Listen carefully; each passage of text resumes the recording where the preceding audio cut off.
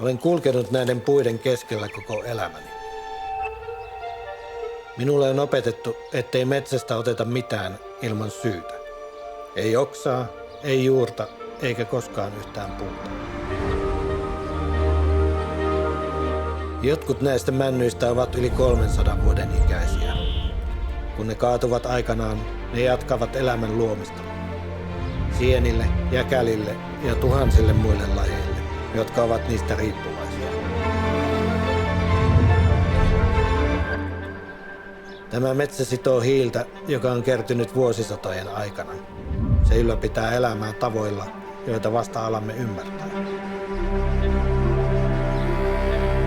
Olemme eläneet täällä sukupolvien ajan. Tämä ei ole meille pelkkä maisema. Tämä on meidän koti.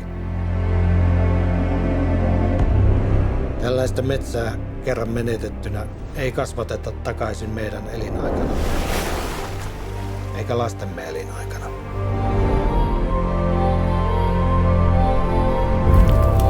Minun metsäni suojeltiin. Toivon, että muitakin metsiä suojellaan.